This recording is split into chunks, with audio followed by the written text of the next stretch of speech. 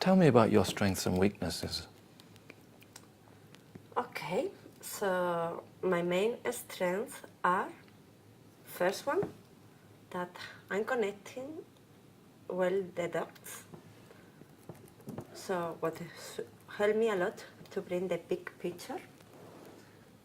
As well, I am quite flexible and thinking out of the box, which allow me to bring new ideas and to be creative and to look for different ways to work.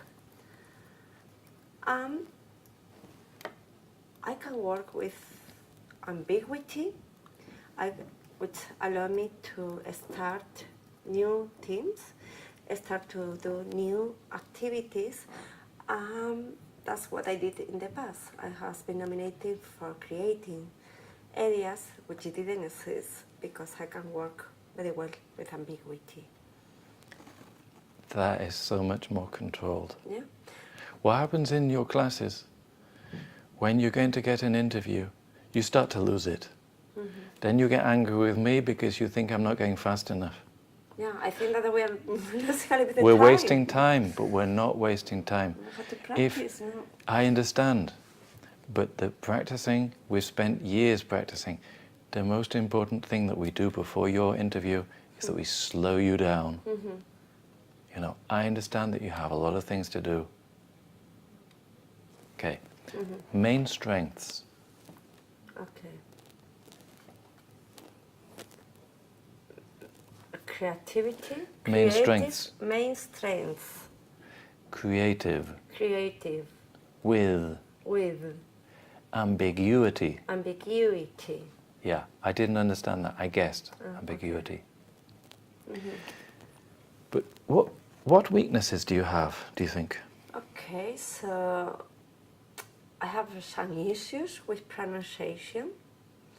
And as you can see, sometimes I'm struggling a little bit, but I'm working on that very hard. I have a teacher and I'm working to improve the way to pronounce. I'm trying to get the best here. Then maybe you want to analyze that a little further and you want to say, why is it important? Because I don't think that I'm a stupid person and I don't want to come across as less intelligent or less competent just because I can't pronounce the words correctly. Mm-hmm. And I want you to understand that maybe I do have difficulties to pronounce a certain word, but it doesn't mean that I'm not passionate and good at what I do. It just means that perhaps I don't deliver what I do the same or as well as somebody else. Mm-hmm. No? Mm-hmm. Donald Trump is very good at delivery, but his content is not good. Yeah. Hillary Clinton is good at delivery, not as good as Donald Trump, but perhaps her content is better. No? Mm-hmm. I'm not saying you draw that example, but where do you see yourself in 5 years' time? Well, I don't know today, but I can tell you that definitely it will depend on what happens after this interview. What I would like is to keep working in procurement. I really like, and this is what I have been choose always to work. And I would like to increase my strategic agility to working in global environments, and if it's possible in Roche, because I really enjoy working on this company. What are the basic principles of good procurement? Well, for sure, it's to have a proper procurement policy in place, but really to have some rules, what is possible to do. Then to ensure that you buy with a fair price and that you have a correct processes in place which is transparent and show the integrity of the different areas. And this is the principles, I will say, but for me the most important thing and what really makes a difference is to support the business, to support the... Which business? rush business, which is support the patients, delivering Patients. delivering supporting that the money that is saving through procurement is spent in a better area on something that they could support more the company to get the vision and the strategy in place. Okay. Your delivery is much better now, so we can think about the content. Mm-hmm. I like the idea that your idea for procurement is that this will help you give a better service to the patients. Mm-hmm. Because if your procurement is well controlled and you're not wasting money there, then the patient gets a better deal. Mm-hmm. I like that, okay? Because what did you say was the company motto? Mm-hmm. Motto is frase hecha or something. Doing today what the patients needs next. Patients. Patient needs next. Need next. Mm-hmm. Yes. So what the patient needs next is even better service, not to be for you wasting money on things. Mm-hmm. Okay. Do you like to fuck your... you can't ask that in an interview. Do you like to pressurize your suppliers to give you the cheapest deal? I believe that we need to have a win-to-win situation. Otherwise, the suppliers, sooner or later, will have an issue with them. So, for me, what is important is to analyze the situation, to do a proper and deep study to get the best deal for the supplier and for us in a balanced way. Do you go for value for money or the best service or the best product when you're purchasing? Best service. It depends. Sometimes you need an Ibiza to buy and then you don't need a Ferrari. Sometimes you need a Ferrari. Sometimes what you need is the whole service. So it depends on the situation, you have to negotiate. You know, I like that answer. No? Yeah. Okay, ask me.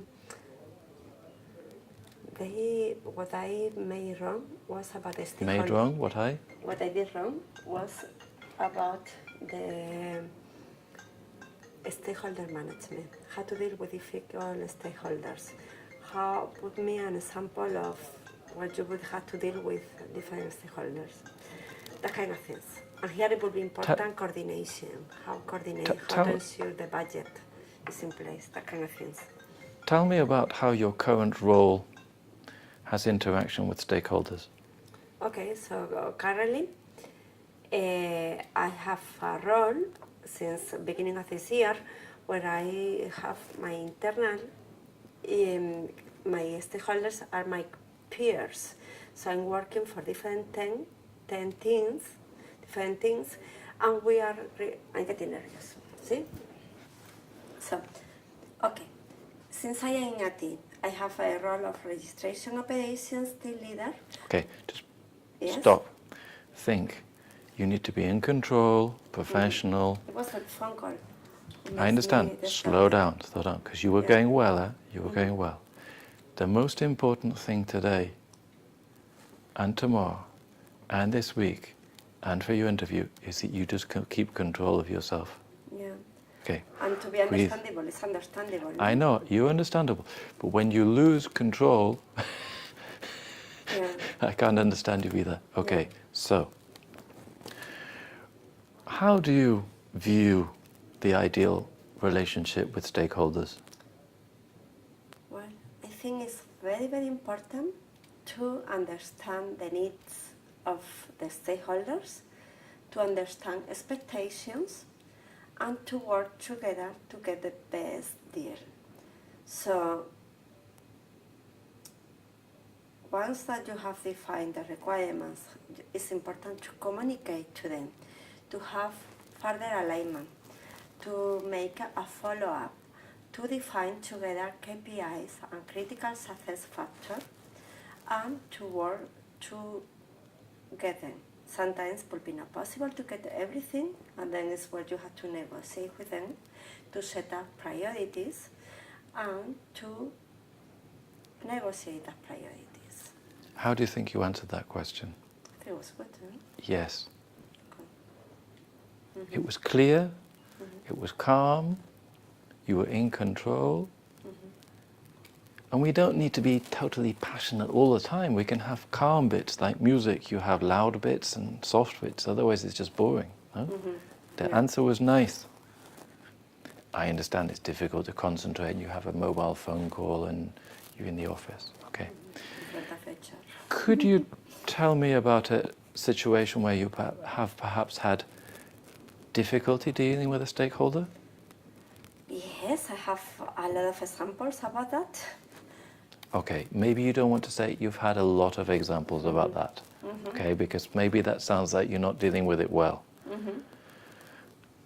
I'll ask you the question again. Could you tell me about a situation you've had that's difficult to deal with in this area? Yeah, for example, I have some examples, but the last one has been working in registration operations. So what happened is that the strategy for this area was to bring all the services for registration operations to co-locate in Madrid. So one of the things I had to do, or the team has to do, was to create a team with processes that they were working, and then as a project bring the different services, transition to Madrid, bringing from the people who were doing the job in one hand, in the other hand, ensuring that the stakeholders, they were aligned and we were getting the expectations that they need. So that was not easy because they were rejected. They were used to work in a special way where they had the teams working there very close, and they just met for a coffee. And they had to convince them. So what we did is to set up meetings to ensure that we have one-to-one and that everyone identify the main stakeholders to make a stakeholder map plan where really we work with them, and to ensure that we were communicating, that we understand their priorities, we understand their pain points, we did understand their business. Once that we did that, we create our project, we create our deliveries, we make a plan. We created. We create a plan.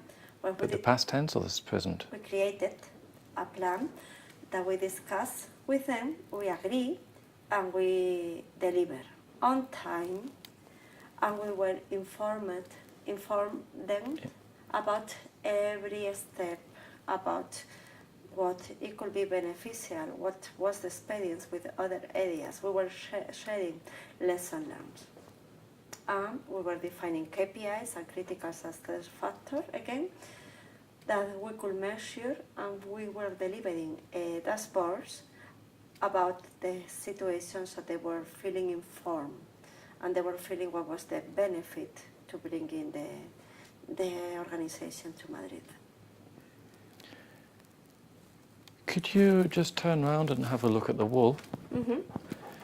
And I would like you to translate literally, or translate the three posters, and then tell me what these three ideas mean for you in this business. So, courage, integrity, and passion. This is the values of Roche.